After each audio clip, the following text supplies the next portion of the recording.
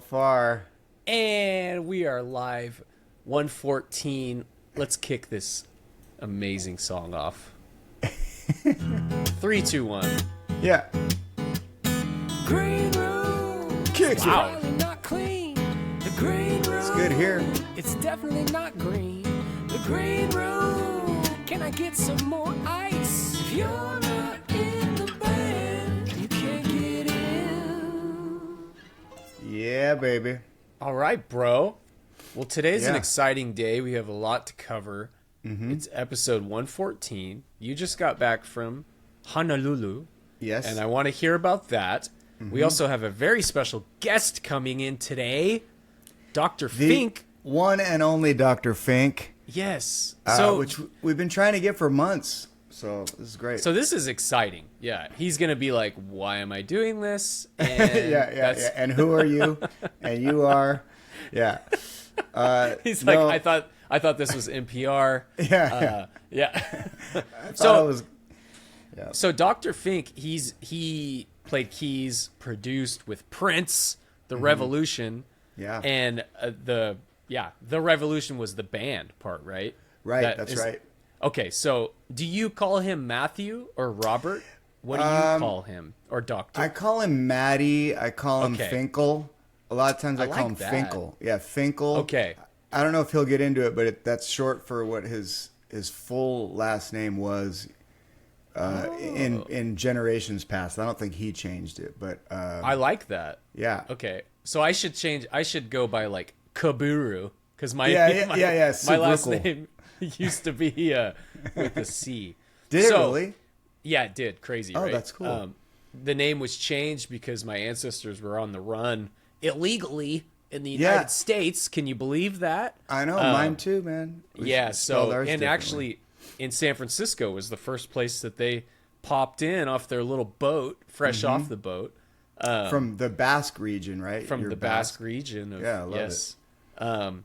So before we get Finkel in, dude, we got to cover some stuff just because I don't want him to have to sit around. Oh yeah. Let's do totally. a quick train wreck that was coming from last week. Okay. From Durbin, and check it out. I shortened this. Hopefully this isn't too loud. Oh, it's loud for me.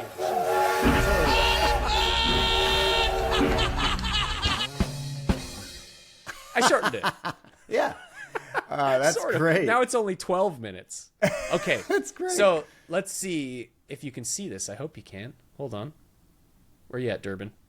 Oh, can you good. see it? We got it. Yeah. The Green Room. Okay, here he is. It is I, James Durbin, here in the The cauldron. purple room, the pink room. I got red sunglasses on, so everything looks a little different. Anyway, Jeff Sabrew, you told me to share a horror story on stage. Something when everything went wrong. So in 2011, my first album came out. And so about a month later, we had an opportunity, my band and I, to play the halftime show with a song of mine called Stand Up, which was really cool. It was integrated into the entire NFL. So it was played in all the stadiums and gave me a chance to go places and play it. The one where everything went right, we got to play Candlestick Park halftime. And they let fans out onto the field, and we played this song, and everything went great. We got to play live. It was awesome. This particular time, we did not play live. We performed to track, but my vocal was live.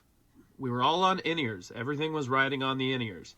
It was at Atlanta, Georgia, December 15th. I just looked it up for the Atlanta Falcons versus the Jacksonville Jaguars. Everything went fine during sound check. Like I said, the only thing that was live was my vocals in a stadium. We were on a flatbed with our instruments, with deads, like doubled up cymbals, no amps, nothing on stage that would let you know what part of the song we were in, should anything go wrong. Nightmare. We get out there for the performance, and the track starts playing. We're doing a medley of 2 songs. Oh no. Love Me Bad and Stand Up. my in-ear pack mysteriously and magically is not working. And Oh God. I have no way of knowing what part of the song we are in. And I try to sing along, and the boos begin. Oh no. I am not on key. I am not on time. And suddenly now I have a stadium half full, Atlanta. I have a stadium half full booing me. And booing our band. It's just horrible. It was the band, I'd like not to you. say that we recovered. We kind of recovered. I can't remember if somebody grabbed a different pack. I can't believe I didn't just grab, a anybody knife. else's pack at that moment, and I would do that now. But man, that's about as bad as it gets. It really is. All right. Durbin, Till next thank time. you. I'll think of something else. Yeah. There's some ripped pants somewhere in Canada.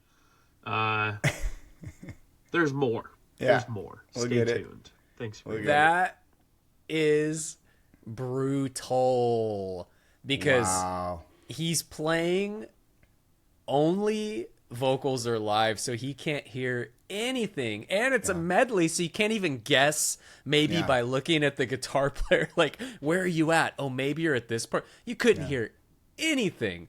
So That's Durbin, an absolute lyrical nightmare. Yeah. yeah, my heart goes out to you. And actually, I could tell that I made him have to relive this trauma a little bit because yeah.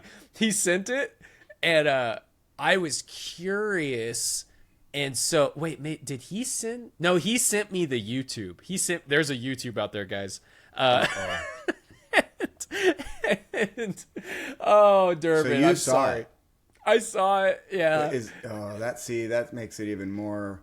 It's a little rough. And he was like, Literal. oh, I didn't even know this was here until I just looked for it. I was like, I'm sorry, bro. But 100% Back to therapy. Yeah, thanks, Green Room. Ruining my life. Yeah. Took him Yeah. 15 years to get over it. Now We're going to change the segment name. But Durbin, that is literally what this is all about, is this whole, like, things go so sideways. It was not his fault. He shows up and his pack just isn't working. Oh my God. It's like the worst thing that can happen, pretty much. Yeah. In that situation. And getting booed but by a whole lot of people. Oh, You know what? God. I also want to commend him for being vulnerable and admitting that and sharing that. That's pretty dope. Yeah. And only like a master can reach a level where you're like okay to share that, because I know. he's done so many great things. Yeah, you might yeah. If that was me, I'd be like trying to scrape it from the internet. Like, that never happened. Suing, everyone, YouTube, anyone who. Some biscuit maker from Atlanta that recorded. Oh my the video. God, dude, that's a great one. That is a great one. Do you have a train wreck? Oh man, this week, what happened this week? You know what? Here's a train wreck. This is basically a yar-nar. Yeah. The train wreck is not musical at all. Here's the train wreck, though. I was at a restaurant. And the train wreck is on the server at the restaurant. Yeah. And his train wreck is, he was not very good, and he forgot everything. Stoned. And wouldn't. And maybe he was stoned, or the opposite of stoned, like super hyped up on some substances. At the end of his horrible service, he goes, "Thank you so much, guys. I really appreciate it." He reaches out his hand to give me a handshake. Like, and that's just weird when you're at a dinner table, shaking the hand. He's like, I just handled money. Yeah, Let me just get money, it on your hand. And I was bussing tables rags. and whatever else. So him shaking my hand was my train wreck of the no, wait. Here's another train wreck musically. Showing up to my gig on Sunday, which was a great gig, by the way, but it was also the World Cup. And I was playing a 10-year anniversary party for this brewery in San Francisco called Bear Bottle. Awesome place. Lester, the guy that hired me, is super cool. I've done it a bunch of times. But this one, he's like, can you start later because the World Cup? And so I was like, no problem. I show up. The World Cup's going late. It's going later than later. Right. So I sat in my car watching the World Cup because I was interested too. But dude, this place was packed. Sure. Yeah. And so I had to start about 45 minutes later. And it's one of these deals where when I'm starting, the place is emptying out like there was a bomb threat. Yeah. Right when you're like, hey, folks, the door's like, yeah. It's like, let's get this thing started. And there's like a guy with his dog that's like, brr. Yeah. Guy's like, I hate No, but the sports. show was What cool. are you going to play? Yeah. Yeah, the show was cool. Yeah, it was. I didn't have too many musical train wrecks, and actually, I remedied my loudness problem from last week. I brought the monitor, like I talked about. Yes. Dude, monitor's coming with me everywhere. It's like I almost can't hear it, but it just gives me a little bit of vibe when I'm playing solo. So it's like I'm feeling it. That's my thing right now. So yeah, man. And I just started going with wedges and in-ears for the band stuff. So I couldn't agree more.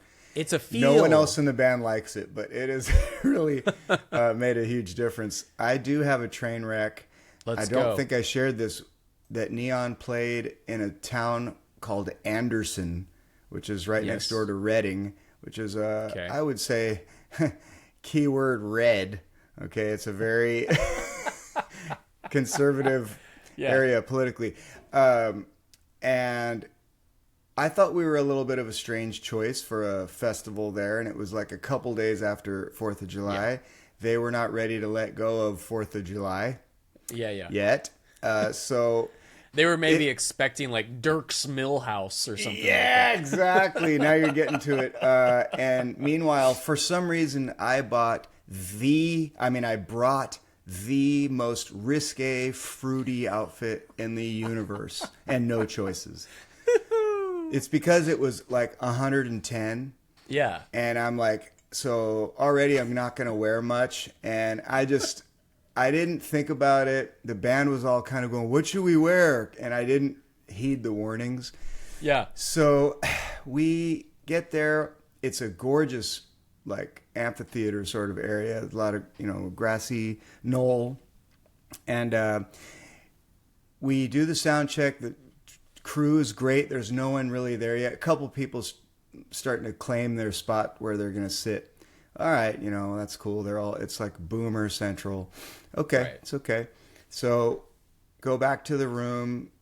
We all hang out at Eli's room. Eli was on this gig on guitar. He had his own. He had like a hotel room. And he brought a box of wine, which was nice. Good for dude. Yeah. What a legend. We were like, dude, this is ace. And he's like, not bad, huh? He like leans back on the bed. Not bad. All self-satisfied. So we go back, and you have to arrive dressed. There's no dressing room because it's just there's no green room behind. There's a little dusty hallway where we drank more boxed wine, but in the total searing heat, which is a weird combo. But when we showed up, first of all, I got there, I thought first, and I have a clear vest on. Just it kind of looks like a moment. Does it look like a Ziploc baggie a little bit? It does. It's like rainbowy, reflecty, and I look like a gay robot, basically. So I was a gay robot, and like a gay sandwich that was packed. I was a gay sandwich. I was like a fruit sandwich. A gay lunch bag. Yeah. I was like all cucumbers and, apple slices. So I showed up and I had like nothing on, just nothing. Yeah. And as we show up, there's an opening act there, a solo guy. What song is he playing? Sweet Home Alabama. And dude, if there is an opposite song to what we're about to do, that's it. Yeah. And not only that, I heard him kind of, I don't know, maybe before the song explaining to the crowd, this is the best state in the union, and I'm going to show you why. So actually he was singing Sweet Home California. Oh, no. And somehow that was even more Southern and more weird. I got to point something out about Sweet Home Alabama too, because if anybody knows the actual meaning of that song, that is not a song. The band that wrote the song, they're from Florida. Yeah. And it's not like, it's really not like a racist song. You know what I mean? Like, no, I know. But this guy was probably like, I know this isn't a racist song, but I'm going to make it a racist song. Even he probably didn't, but the crowd was only too happy. Yeah. I mean, it was just the vibe. Yeah. You don't like, you pick. I really don't like playing that song ever. Yeah. And, you know, it's like sometimes you're like, okay, this is going to work. But that song, it's a very strong, like, here comes a statement. Sweet Home Alabama. Yeah. It's got great guitar licks and it works. Yeah. It's kind of really repetitive with the same chords over and over. I only like I'll do like 2 verses. I like that first verse. I like singing that first verse. Yeah. After that one, I'm just kind of like, all right, let's get out of here. Big wheels keep on. Yeah, so he's doing that, and dude, just a shivering fear came over me, and I texted Tommy, who was also condensation on the inside of your bag. My my sandwich bag was wet that I was wearing. It was all clinging to me, which made it even gayer. And so I texted him, and I go, "Someone walk me. I'm scared. You know, like come up and get me." And no one did, so I don't know what happened. I just came down, and he's back there rolling, laughing at me back in that little back dusty corner. And he's like, "How about some wine?" I go, "Sure." There were no glasses, so actually he was classy enough and had a bottle. We just drank it straight from there. There you go. And we weren't supposed to bring any, it turns out. So I had to later try to get rid of it, and I didn't realize there was still some left, which it spilled on my sandwich jacket and white shorts, the red wine. At least did it kind of repel it a little bit? Yeah, but not the shorts didn't. The jacket did. So there's like a lot of train wrecks in one. It was just... You had the empty bottle in the box inside your baggie, like you bring into a concert, like where you're like, no, this is my see-through bag. I was all, you're like, I brought this with me. I'm like leaning my face down and slurping out of a little tube. It was So actually, the show ended up going pretty great, but we did have to ease into the set. We kind of changed the order, because it was a lot to take in for them. But we did win them over. And it turned out, according to Laura, that opening guy came up and was like, complimentary to us. He, by the way, had the voice of an angel. He later did some Elton John, which helped us. Nice. Toward the end of his set, he played some Elton John. We're like, now you're talking. Yeah. And he was... really talented, and so we were kind of exchanging pleasantries after, and Laura came up. He was talking to me, and he's a little bit of a different guy. He had like a black rock shirt kind of tucked tightly into some jeans with a weaved belt, and like a version of a Steve Jobs rocker. Totally. Yeah, everything was really tucked. And so he was nice. And then Laura came to him and was like, I really thought you were great. And he basically shunned her and didn't want to talk to her. Oh. And it turns out we think that he was gay as well. Yeah, as well as us. And so he really didn't want to talk to her, and he wanted to talk to me, I guess. I'm not sure if any of this is true. This is kind of her take, but it was funny to think that. And the other thing is they had like a spray down area for the crowd that was getting too hot. Oh, okay.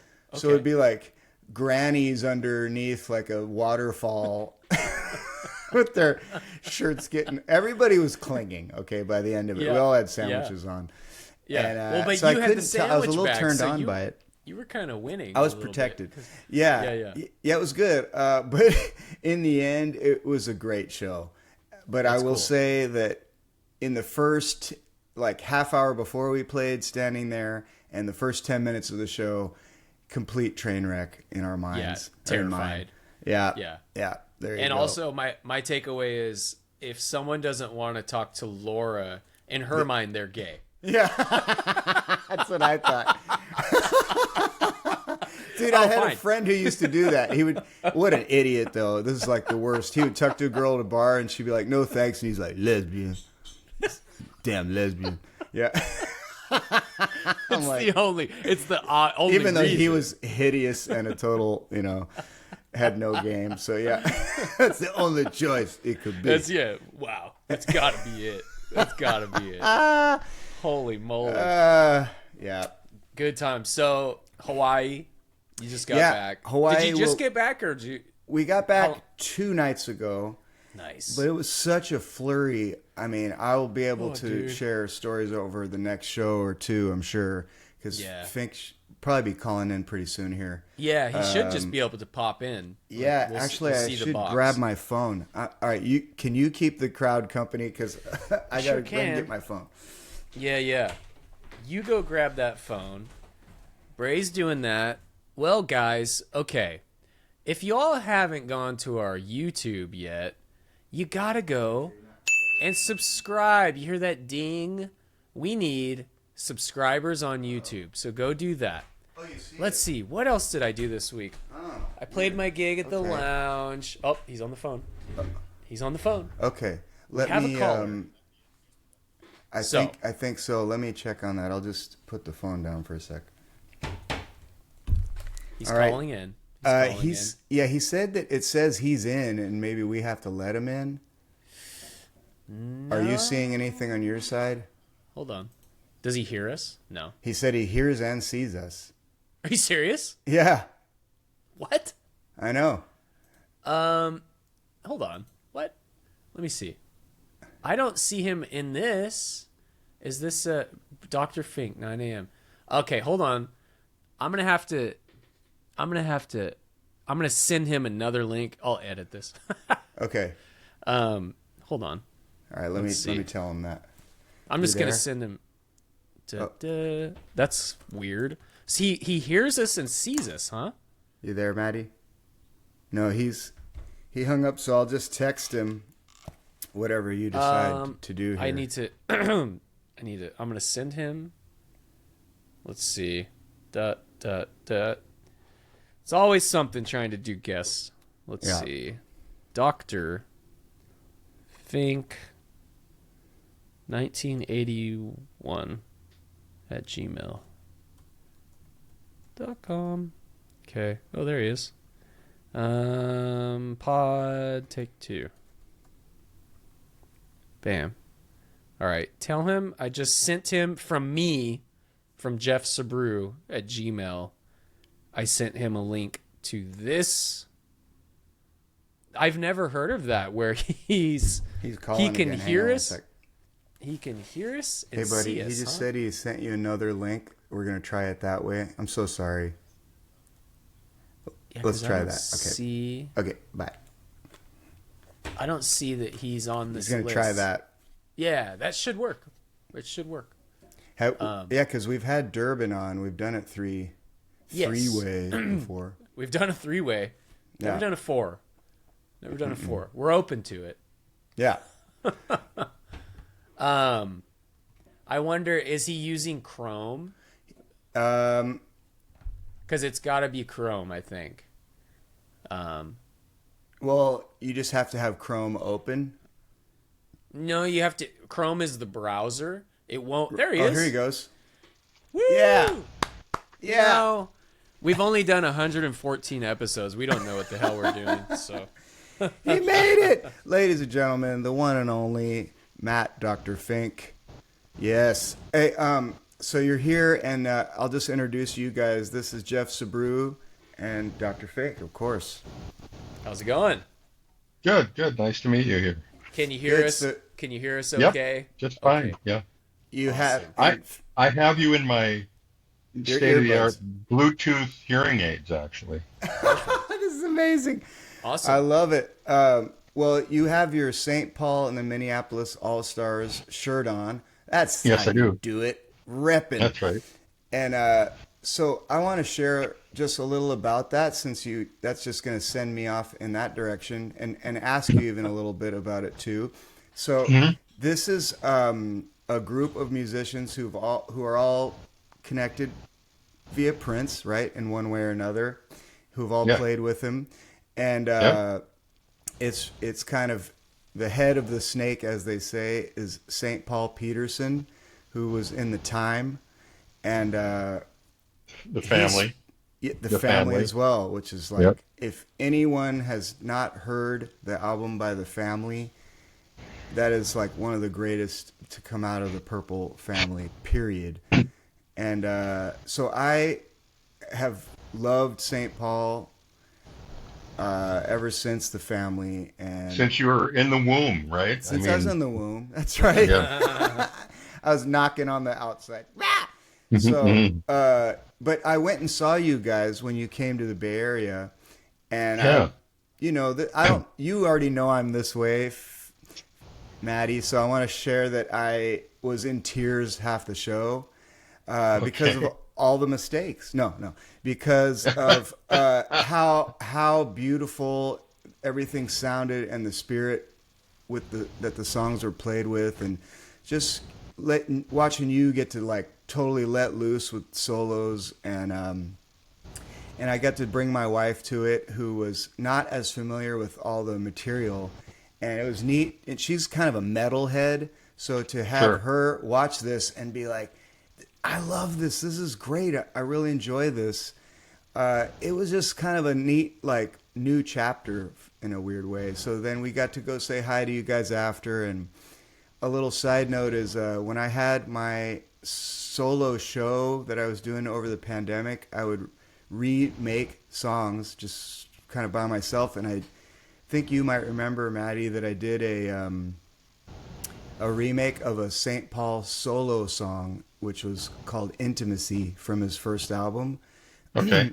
And I think that, I sent it to him directly, and he was so gracious and like, whoa, you made my day. Like, this is crazy. So when I went and saw you guys, I caught you all in the audience. So I just kind of crouched down to say hi. And I reminded him, hey, man, that was, if you remember, I'm the one who sent you that. And so he just lit up, and we got a big hug and stuff. So I just wanted to start with some good vibes. And now we're going to move on to more of the character of this show, which is like, what we do here is we just talk about, it's like a backstage hang, okay? Which is a way that you and I met, Matt. Do you remember when we first met? Yeah. What was it? I do. I think it was, and I'm pretty good at remembering years when people meet. I'm a savant that way. I'm like, right now I think I remember the year. Yes, okay.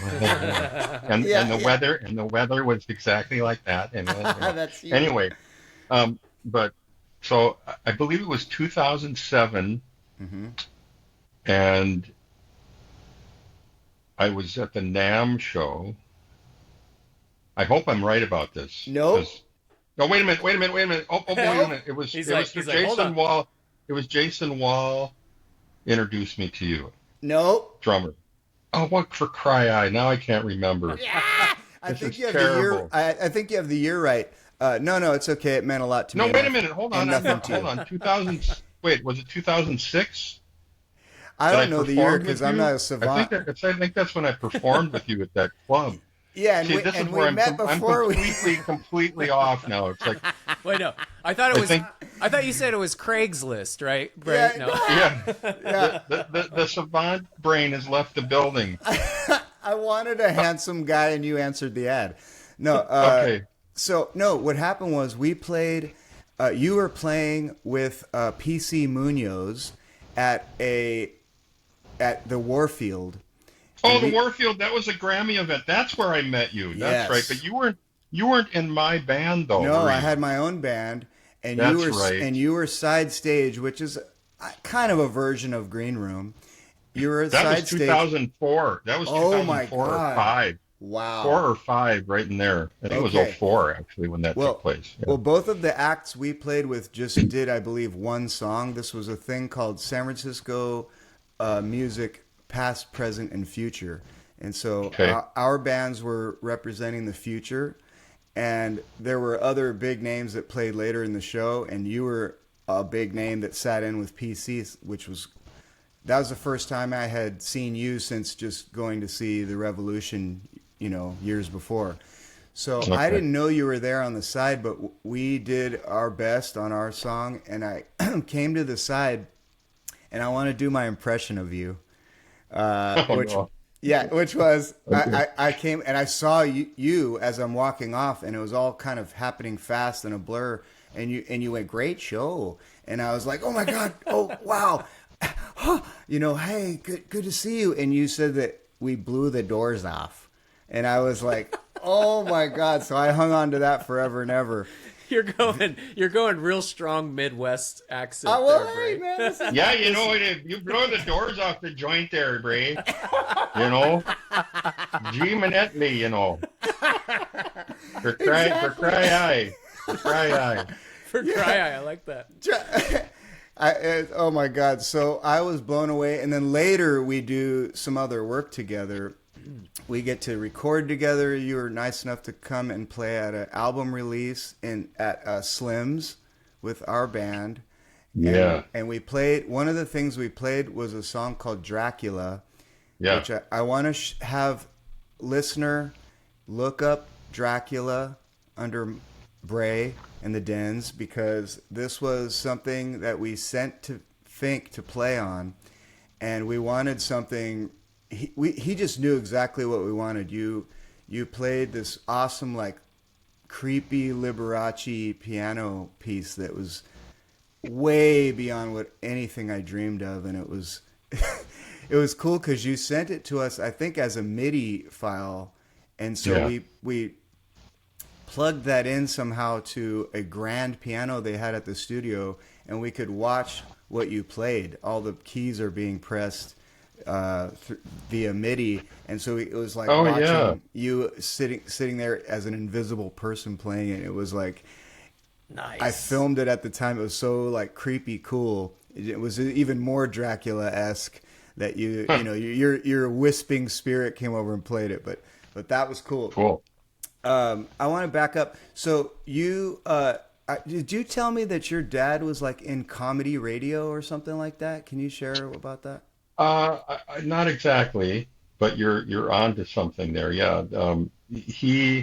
Both my parents, were studied actors and did a lot of local theater and voiceover work. That's it. So my dad was acting in plays, directing plays, and writing plays too. He won an award for first place in some big community theater, nationwide thing that happened in Omaha. Sorry, not to cut you off. So are you in the Bay Area? You in Minneapolis right now? Minneapolis. Okay, and so you've always been in Minneapolis? Always lived in Minneapolis. Gotcha. Yeah. Okay, cool. Still here too. But I'm like 30 minutes south of downtown in the what we call the outer ring suburb of Savage, Minnesota. Gotcha. And you definitely don't want to get pulled over by the Savage police because they can be brutal. Right? Yeah, wow. Right. Is that true? Okay, no. But that's my joke. That's my savage. That's my savage joke. Don't come into my neighborhood. You might get pulled over. So anyway, my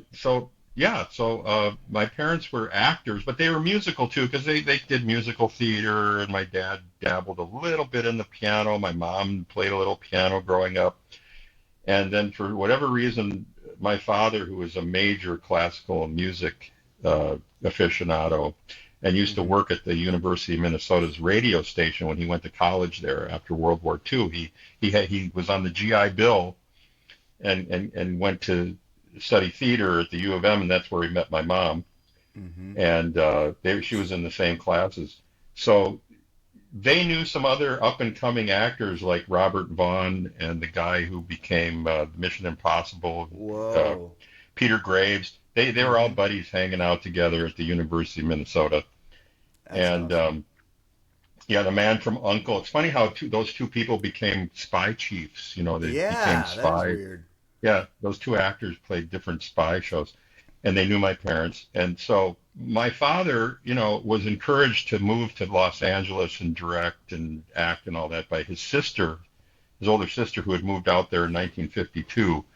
And he just said, no, I want to stay in Minneapolis. I'm going to go into the family business with my dad and just do local theater. He didn't want to get into the whole Hollywood thing, right? For whatever reason. But locally he was very well known here in the theater circles, and my mom too. And they did all kinds of local theater and community theater and professional theater. And my mom had her own voiceover agency, booking agency. So she had a stable of actors that she would book to do commercials and on-camera commercials and all that. My dad did a milk commercial one time. What? All my friends said, they said, we saw your dad on the milk commercial last night. You know, I'd be in school and they'd say, what's your dad doing on that TV commercial? It makes me want a glass. Did you, do you remember any, like, did he have characters that he did that, you know, as part of any of these voiceovers, or that you remember him doing? Yeah, sure. Sometimes he'd be asked to do an accent or a character kind of person, whatever, you know. And then later on, I did a couple things with him. That's what you told me, yeah. Yeah, and one was a children's program that was like a radio play / slideshow for kids, and it was called, and this was before the movie Roger Rabbit came out. They had a whole story that he wrote called Roger Rabbit and the something and other, and it was for the Mental Health Association of Minnesota, and it was meant to teach kids through animated characters about mental health and you know, how winning is not always the most important thing. It's how you play the game. And so we did this whole thing, and I was Roger Rabbit. I played the character Roger Rabbit in the recording. What was your voice and like did all as the Roger? And did all the background music for it. But anyway, go ahead. What?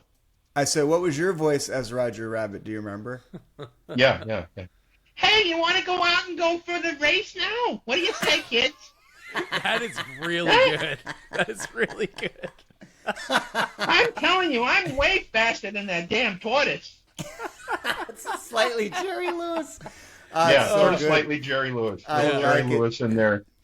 So anyway, so we did that, and that was a special project that we did together. And then later, we had him do voiceover work on video game slot machines I was doing sound design for. Oh, right. So we had to do a gangster one, like Chicago gangster-based slot machine game for casinos. Yeah. And so he played the boss. You know, he talked like this the whole time. Nice. Hey, Freddie, you got to go ice that dude over on Main Street today. These are ace, man. That was cool. You got okay, boss. No problem. I'll take care of it for you right away. You know. Dude, that kind of stuff. You got to give your dad some work, actually, then. That's kind of a dream. That's cool, man. And then when we, one more thing, and we did this radio play recording. Actually, you can get it on KTEL Records. It was this Halloween album of all, you could play. One side was all sound effects and crazy stuff you could play at your, you know, kids are coming to trick or treat, you know, music and all this stuff. Yeah. And I did this song called the Monster Bash, not the Monster Mash, but the Monster Bash, which was me singing and playing everything and doing different horror characters like Frankenstein and Dracula and all that stuff. And then that's available. You can get that. Oh, still. I got to hear that. I never heard that. It's called Halloween Havoc or something like that. Halloween Havoc. Wow. HAVOC. Yeah. And so my dad wrote the show. On the other side, it was a full-on radio play called The Darknet. Whoa. And mind you, this was 1995, and his brain concocted this story about a kid who's on his computer, and the evil entity comes into the computer and draws him into the computer, and he gets sucked into the computer physically. Amazing. Wow. And then he's in there, and he's trapped, and then the people have to figure out where he went. Where did he go? Oh, my God, he's in the computer. We got to get him out of there. You know. That sounds amazing. Yeah. So it was a precursor to any movie that came out years later that was a sci-fi thing about that. You know. Yeah. Very prescient. So he was very original in that way. He's a great writer, my dad. Really good. Did you ever think of going that direction rather than music, maybe like full Acting? on. Yeah. Acting? Mm-hmm. I did. I got into a little voiceover work for commercials and stuff, obviously, over the years when I was writing jingles for some companies, and Yeah. sometimes I would do needed voice work.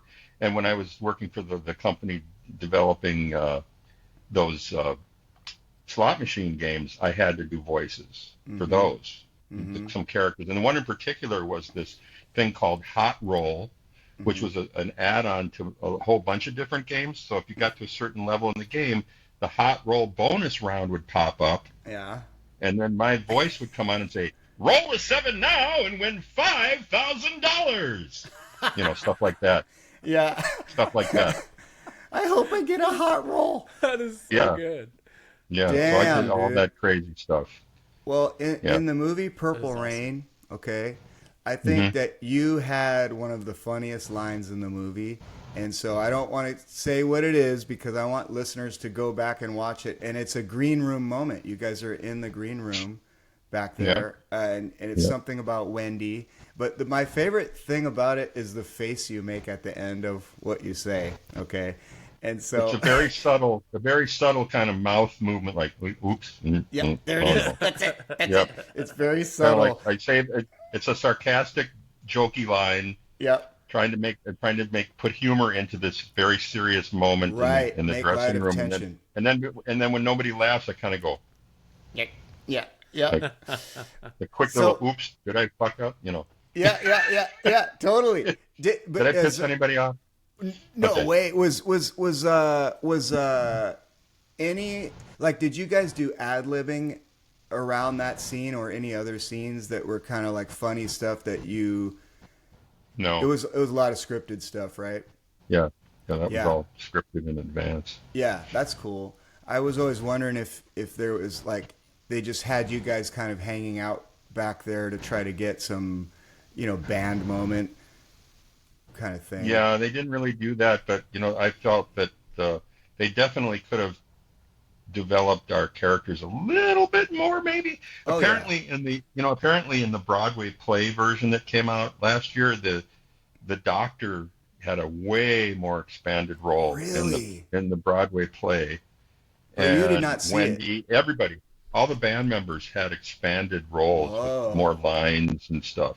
I'm interested. And I haven't seen it yet. No, I was going to go, and then I got too tied up and busy. But people kept giving me reports about it, and so I heard that the Dr. Fink character was being portrayed as kind of like this cigarette smoking, pot smoking, drinking, kind of wisecracker, always trying to be funny character. Yeah, they did. But thank God they just call him Doc. They didn't call him Dr. Fink in the play. Yeah, right. You gotta be careful. That's not me in real life, obviously. Right.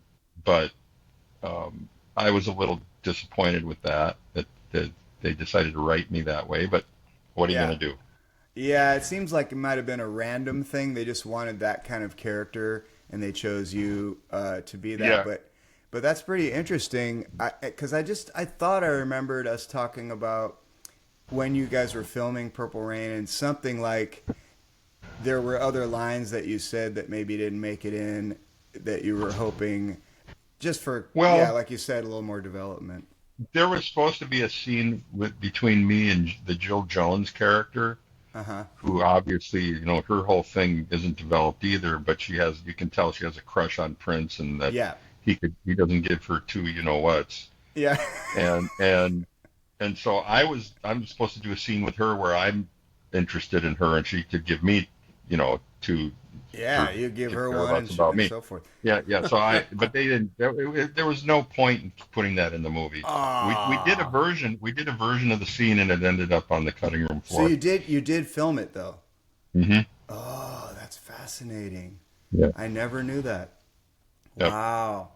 But there was nowhere to go with that. It's like, oh, Dr. Fink gets rejected by the Jill character. So what? Now where does it go? That you're done after that, and then it's like, who cares? Yeah, I mean, right? I could argue. I want to argue in favor of it because maybe that shows that she did have prospects or was kind of a hot property of some kind. Well, I'm kind of bad. I'm kind of glad that they didn't put it in, because at one point I kind of go after one of her breasts and go, I go, no, you don't. Like heart, like Harpo no, you Marx, don't. No, you don't.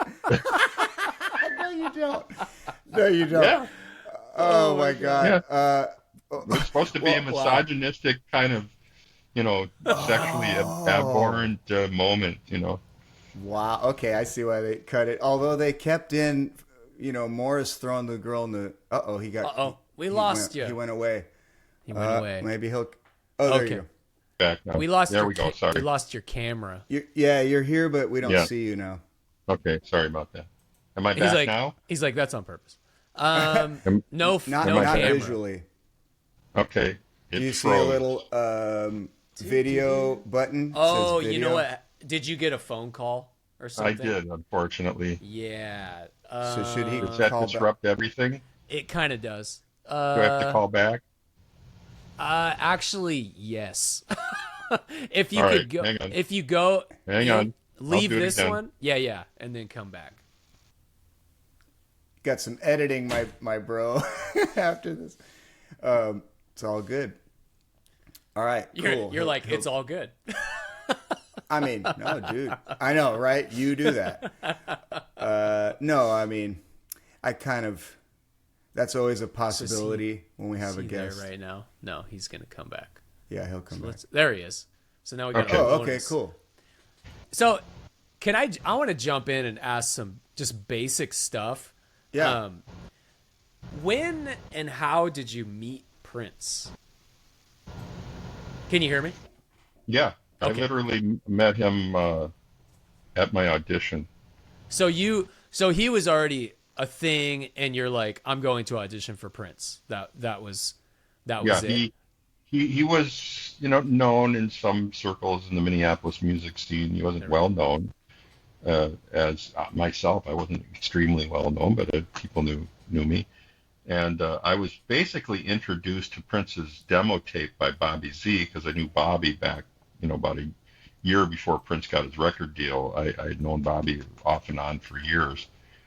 But he played me Prince's demo tape, and I said, this is really cool, and how can I meet him someday? Is he putting a band together? This is before he had his record deal and all that. So after he got signed to Warner Brothers, then I was inquiring about band membership. Mm-hmm. And then they were auditioning people, and eventually I got my shot to audition. That's amazing. And so I'm curious too, the name Dr. Fink, were you already going by Dr. Fink at that time? When did you kind of develop that? That kicked in on the first tour with Prince. Nice. We did like a showcase club tour first, and then we got picked up to open for Rick James after that. So Sweet. During the beginning of the Rick James tour, I got switched over to being the doctor, because the jail suit I was wearing was being worn also by Rick James on one of his songs, and Prince said, the headliner is wearing a jail suit like yours on one song. I want you to change your image. So my second choice was the doctor. There you go. I love it. Yeah. And Prince liked the idea. Of course, it had to go through Prince's approval process, but he immediately latched onto it and said, cool, send those people out to get his suit now in Chicago. Awesome. It's like the third show of the tour. They went out and got me all the doctor accessories and everything, and then I was the doctor that night. You're the doctor. So did you ever do, I'm sure you did, because you seem like a very funny guy. Did you do voices and stuff like that? And did Prince hear them and think it was funny? Sure. Yeah, that's pretty awesome. So like you would do the voices, and he had a pretty good sense of humor about stuff like that. And he used to do voices too, and he would do the serious Prince who just talks like this, and he's normal, and there's nothing like that. And then he would go full on street dude, full on just pimp. I'm pimping now, that kind of thing. Oh yeah. So he could get into that because he knew characters like that in his neighborhood growing up. So he enjoyed mimicking characters too. Nice. Yeah.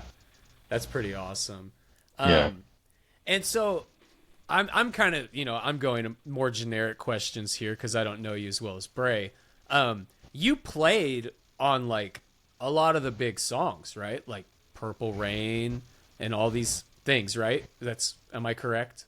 Yeah. Yes. So when you're playing on songs like first time you heard Purple Rain, like what did you think? Was Prince like, here's this song, just do your thing, or was there a lot of instruction in that? It depended on the song. Like usually in that instance, he brought the basic structure of the song, and he hadn't even finished the lyrics, so he had us just jam on it and kind of develop our own parts on there.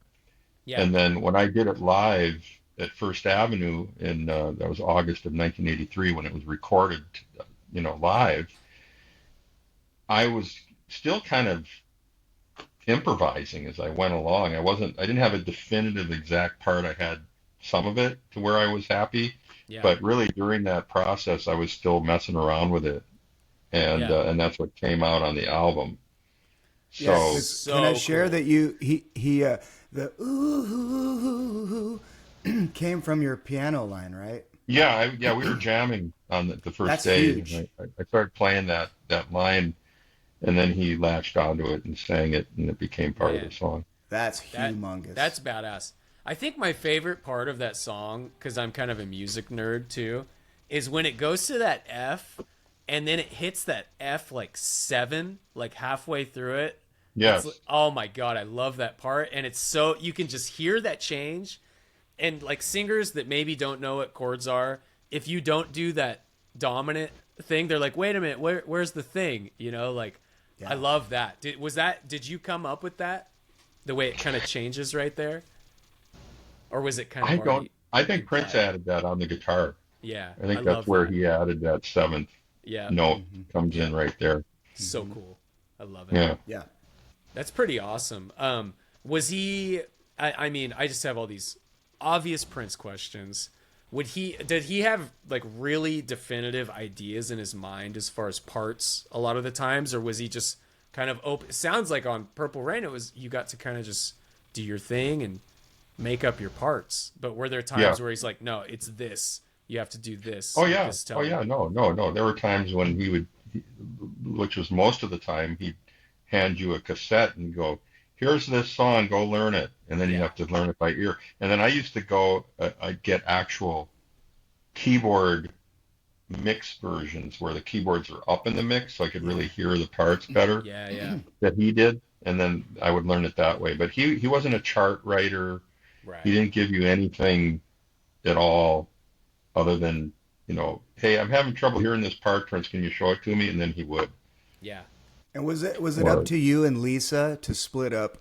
Because there's 2 keyboard players in the Revolution. Yeah. Lisa and I would do a lot of the divvying, but sometimes Prince was specific as well.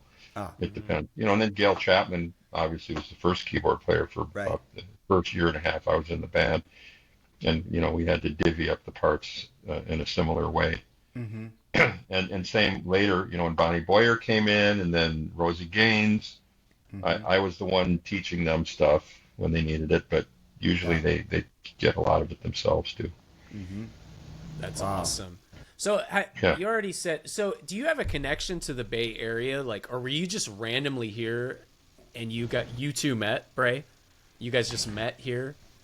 Or is there another reason that you would be connected to the Bay Area? The reason we met was through this artist named P.C. Munoz. Right. Who I don't know if you're aware of him or not. PC contacted me directly to fly to Minneapolis and work in my studio here with my engineer and I, and work on his album that year, which might have been 2003 actually. Yeah. And then that album was called California, I think. Yeah. Mm-hmm.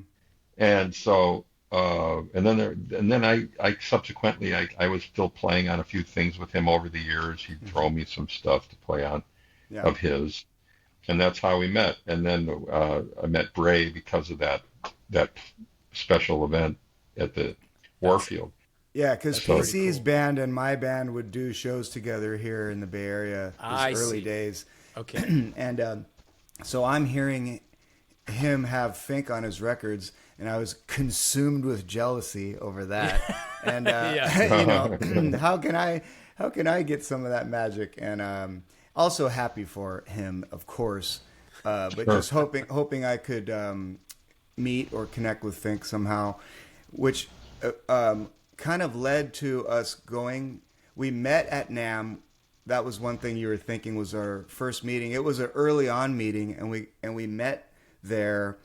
I think just kind of texting or calling each other like, "Hey, let's meet at this hotel," because we were both going to be there. And he got another call. Oh, you're so. There.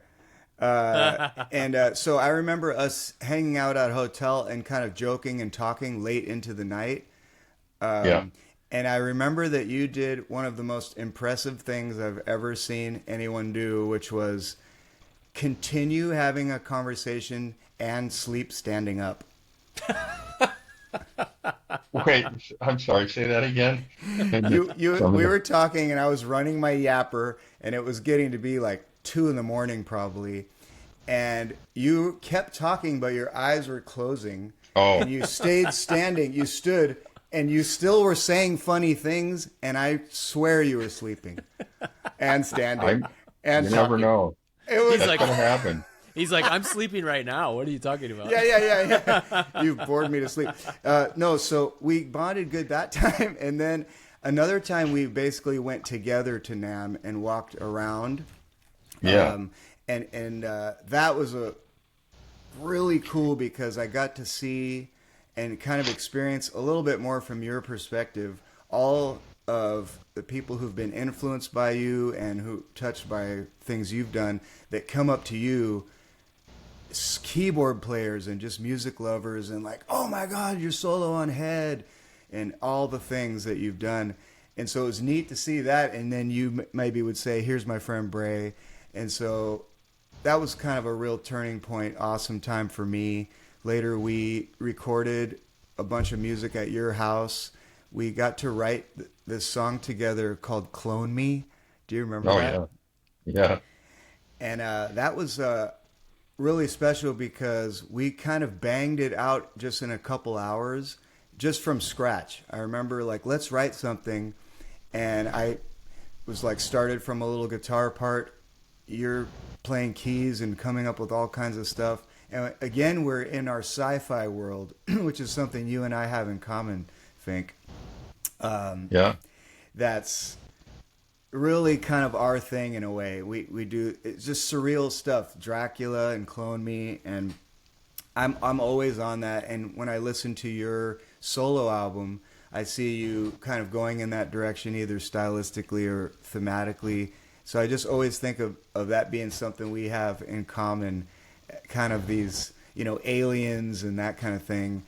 And so I remember while we were writing that, and I was just kind of working on lyrics on maybe your laptop or something like that. And I remember singing them a little bit, starting it off with you. And one lyric was mentioned Soylent Green. And sure. You being like, Soylent Green, who says that? And I was like, oh, we're keeping this, And it was just fun to try. Did I bring up Soylent Green or did you? I did, but it was. But like, I knew what it was right away. I saw the movie. I saw the movie back in the day. I know. And I'm trying to do something to rile you and impress you, and do something that would kind of. You had that in your back pocket. Yeah, no, I don't know. It was just in the moment. But and there's a great Soylent Green is people. yeah. Sorry. So no. That's my Charlton Heston. I like your Heston. Yeah. Is so I wanted to ask. So I'm in a tribute band right now, which is a tribute to Duran Duran. Oh, sure. And so that's its own experience, playing in kind of a tribute. And I'll just say for me, it's a little bit like I have two feelings about it. And I don't know if you do. This is like you and I don't think ever talked about this, but for me, and I'm not talking about anything to do with the revolution for you, but I'm talking about, for me, I'm a little troubled with it sometimes because I'm an original artist and I only really want to do that. But to make a living and to have diversity and kind of still do a lot of things we do, we can play covers or be in a tribute. And I think I remember, did you play with actual ABBA or an ABBA tribute at one point? Oh, I just did it a one-off because their keyboard player quit on them on short notice. And this is ABBA. And this is an ABBA tribute. So they literally, I was actually in the Bay Area when I got the phone call doing something with somebody there. I think it was Jason Wall, our mutual friend. Yeah. And I get this call. They found me in some directory that was out of Minneapolis. They were coming to Duluth, Minnesota. They were Canadians doing an ABBA band. And they called me out of the blue and said, hey, can you join us in like tomorrow? Yeah, right. And do ABBA stuff. But here's the kicker. They said, you don't have to play anything. You just have to sing harmonies and then play a solo here and there. And that's it. Otherwise, everything's been pre-recorded. Wow. And you just have to mime and sing. So you're gonna come in, and then the night before the show, we're gonna go over all the vocal parts with you. Wow. And then and then when on these specific songs, you're gonna play a real live solo against the track. Wow. And I went, okay, because like who comes at you short notice for an ABBA group that I've never played ABBA in my life. Yeah. Very few people would probably been ready to fill in for an ABBA show like the next night. Right. It's all keyboards. So and play all the parts. So I went in there and I did it and it went well. It was pretty funny. Did they give you mixes with your vocal part turned up, or you had to just learn them? Damn. No, we were the whole band was in a hotel room going over the parts together. Wow. And then they had the stage outfit for me that fit somehow. Oh, wow. The other guy, they had his outfit there. Yeah. And it fortunately fit me. They said, we don't know if this was going to fit or not. Let's see what happens. We're looking for a 42L keyboard player. Yeah. Right. So it worked out, and it was cheesy. I was going to ask, was it cheesier to... Like what? Fun, challenging? Like was it a big show? It was okay. It was my first experience with, playing a gig with tracks like that. That was like 2010, I think, is when that took place. Mm-hmm. Yeah, that was quite a while ago, and it was in Duluth in their convention center for some big home convention, like remodeling your home convention. Oh, I see. Wow. Remodel your home to ABBA. Yeah. Yeah, and they had an ABBA tribute and they had a Beatles tribute. Okay. Yeah. What do you think? What do you think Prince would think about that situation? He would laugh at it and go, "What?" He goes, "I'm sorry that you had to endure something like that." Right. I can see that. That's a shame that you did that. Yeah. Hey man, we got to do what we got to do. Yeah. Well, in green room fashion, I'm curious about. We talk a lot about food on this podcast and snacks. Okay. Was there any snack that you ever saw or knew about that Prince enjoyed? Like one of his favorite? Yeah. He was huge on like nacho cheese Doritos. That was like one of his favorite snacks. That's amazing. So that wasn't just from the movie. He really was. No, he really liked those damn Doritos. He had to have them. It was on the rider. Wow. Oh my God. Love it. Can you imagine some sort of a collaboration that could have happened? A Doritos Prince flavor. Doritos commercial. No way. Yeah. That is awesome. We don't want to take too much of your time. Should we try and funnel ourselves out of here, Bray? Yeah. We're going to do two things. One of them is we do something that's called the Stream of the Week, where we just share something we've been consuming. It could be YouTube, it could be a song or a show you're watching. And if you got something, let us know. Stream of the Week.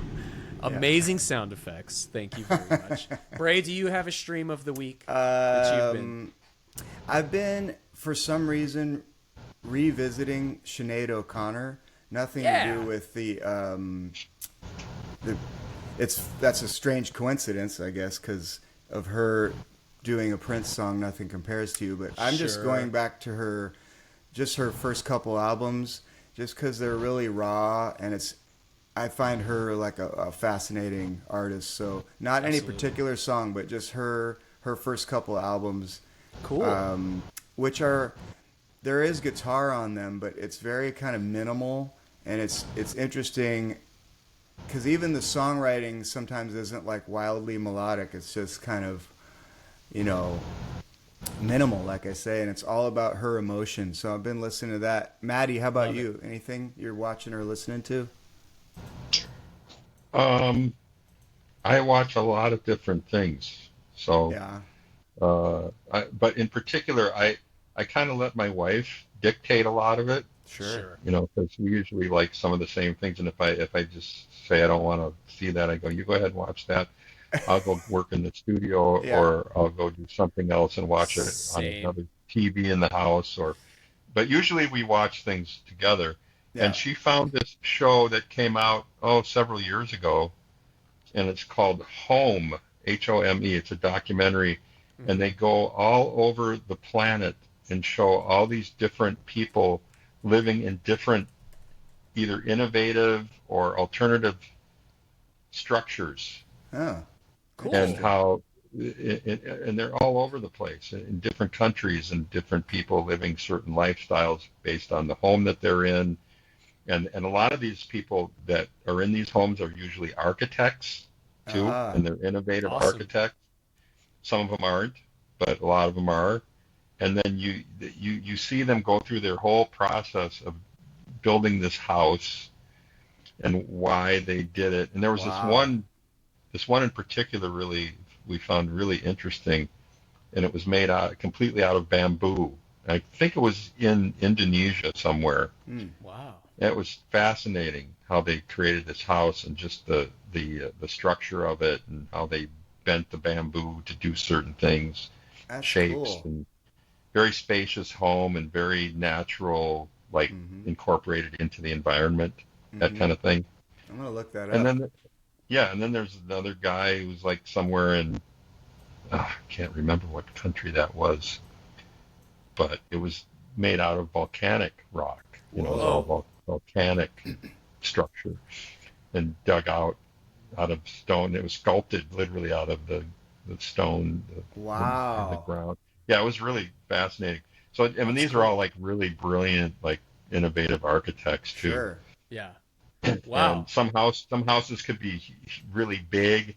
Some would just be, 2,000 square feet. And then there was one guy, I think he was in Japan, and he had innovated an apartment that he grew up in with his parents, and he completely redid the inside of it. Yeah. He used to have like 3 bedrooms and a living room, and he made it so it had all these movable spaces and walls, right. And the bed was like one of those flip down beds. Right. I forgot Murphy. what those are called. Murphy bed.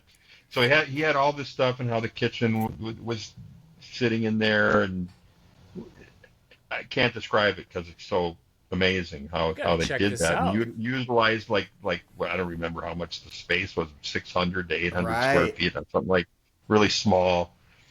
And we've been delving into that. I think we've watched the majority of those episodes now.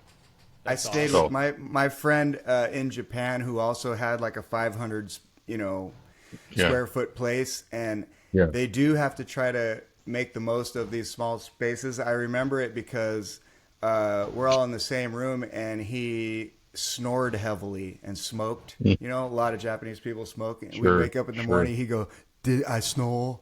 I'm like, yeah, you snored again. He goes, "Sorry, bro.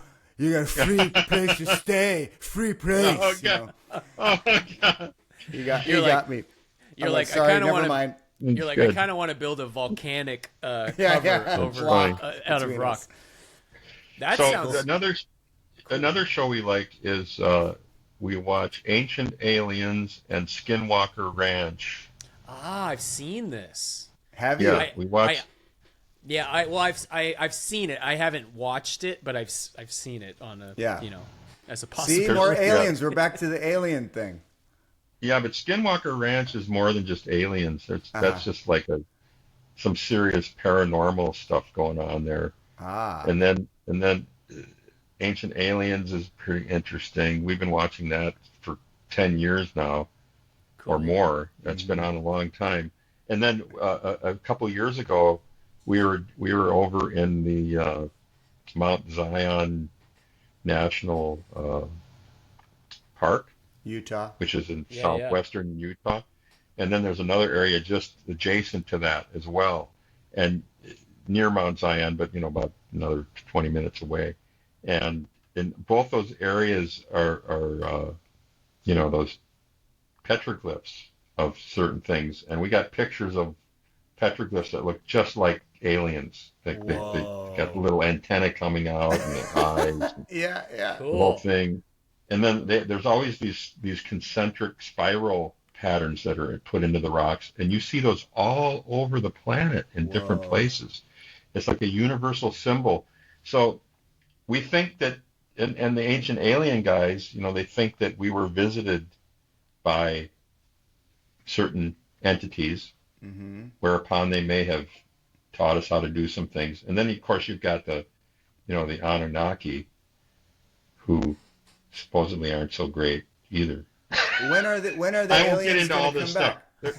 There's a lot of theories out there that you got to delve into it. I'm not saying I believe it. I'm not saying I do. Look, the only reason they aren't talking to us is because we aren't peaceful enough yet. We're too angry and we're pissed off and we're fighting each other, and I would agree. We're violent and we're not good. We're not a good species yet.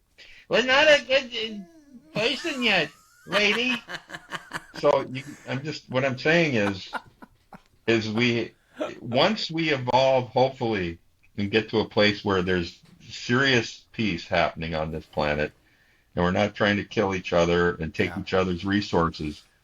When that happens, if it happens, that's when they will maybe, the other entities that have been observing us all these years and doing and apparently there's a bunch of them. You guys probably know this already from your own UFO studies. But apparently there's all these different things that have been hanging out, watching us and doing things. Some of them have been a little nefarious. Some are peaceful and they only want the best for us, and they probably, but they can't come out and be really interacting with us in a big way yet, because there are certain people that use that for evil. That's right. So this is the problem. And then of course, these beings are not necessarily traveling through space as we know it. Right. They're coming interdimensionally from a place that exists alongside our reality. Because the sheer distances to the next sun, even if you're traveling almost the speed of light or beyond, which we think is too difficult to do, right, it would take way, way too long to get here. I just think we can't fathom their methods, or as a life entity traveling through space. Where are they going to, where do they get their sustenance? Anyway, it opens up a whole can of worms when you think about interstellar travel. So, are any of you familiar with Dr. Stephen Greer and his research? No, I'm not. I don't think so. Look him up, Dr. Stephen Greer. Some people think he's a crackpot. I don't. I think he's a pretty smart guy. I met him back in 1993 when he was doing seminars and studies and speeches around the country. He came to Minneapolis, and I went there because he was talking about how he was contacting alien beings down in Alabama. Anyway, so it was Gulfport, Mississippi. He made that place famous because he was summoning UFOs to come and communicate. Anyway, I met him, and I met a journalist who I knew, and I won't say his name, but he's got a great book out now. He told me, revealed to me just before I went into this speech or this presentation by Stephen Greer, and he goes, I go, what are you doing here? Are you here to review Stephen Greer's speech? He goes, yeah, but I just thought I'd tell you, I've been abducted off and on for most of my life. Kind of like Whitley Strieber. You know who Whitley Strieber is, right? No. You know Whitley Strieber? You're making you guys things are up. you guys are completely like unaware of any of this stuff. Jeez. Okay. I don't know how I've survived this far without knowing who Whitley Strieber is.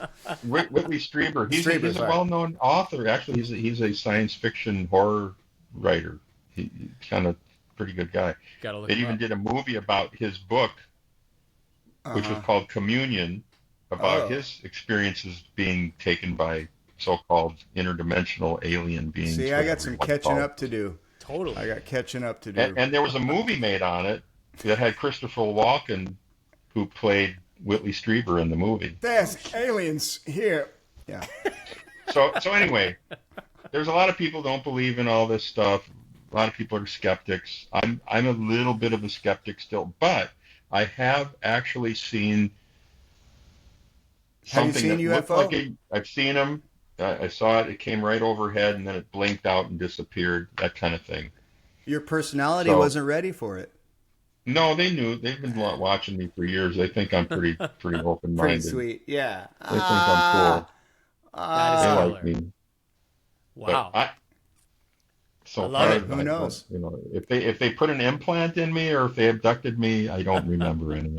So Maddie, I love you, man. I really do. Thank you so much for hanging with us today. I hope you had fun, man. This is a blast. Sure. It's been a blast.